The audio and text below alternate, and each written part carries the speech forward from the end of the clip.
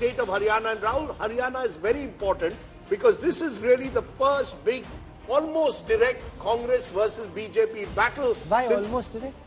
Because you've got small regional parties, but it is essentially Congress and BJP, the first big battle that India's two national parties are having since the Lok Sabha elections. So was Lok Sabha an aberration where it was 5-5 in Haryana, or will we see one of these two parties move ahead? I think that makes Haryana extremely important because it could then build up to what comes next, Maharashtra, Jharkhand, and then Delhi in a few months down the line. So I think what happens in Haryana over the next few days, and of course in the exit poll, will give us a sense of, is there an anti-incumbency mood against state governments? Is the BJP on the back foot? BJP has also been in power now for 10 years. Sure, but that's in a state where it never really had much of a base.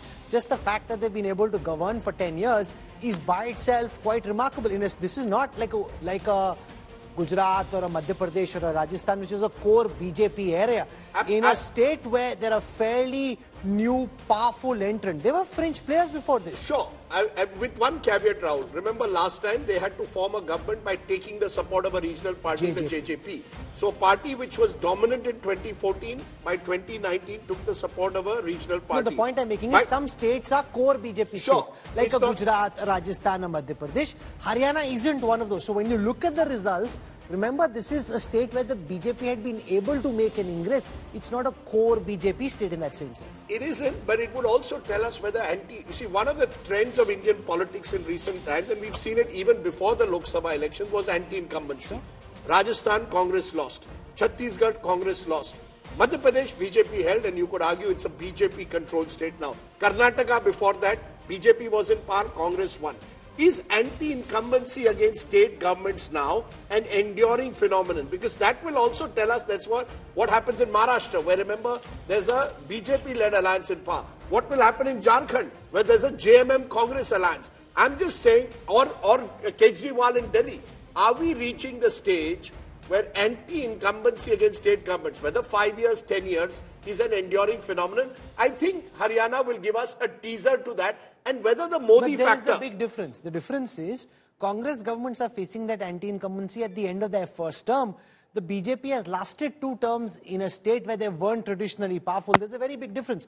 Take any Congress state, whether it was a Rajasthan or a Chhattisgarh, 5 years later they were beaten quite badly. Sure, but there will be worries even if the Congress is able to stage a comeback. I think the BJP can't simply say, 10 years of anti-incumbency.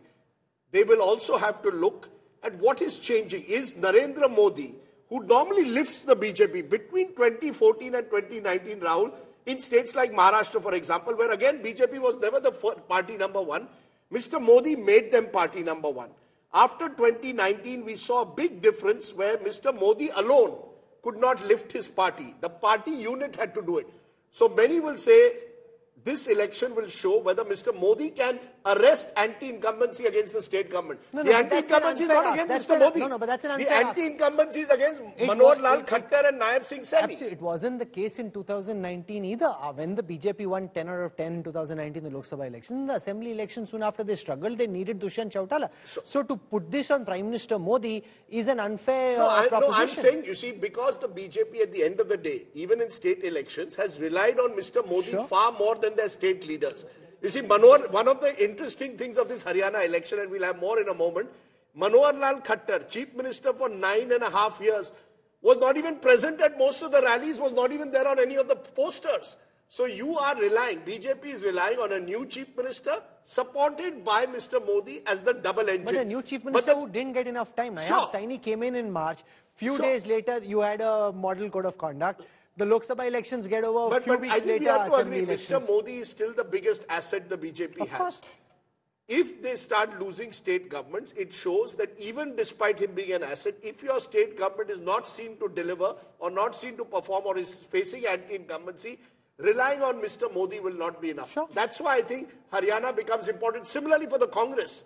The Congress has to start showing that it can win states in the Hindi heartland or in North India, because except, for Himachal, we haven't seen the Congress actually win in recent years. So for the Congress, this election is critical.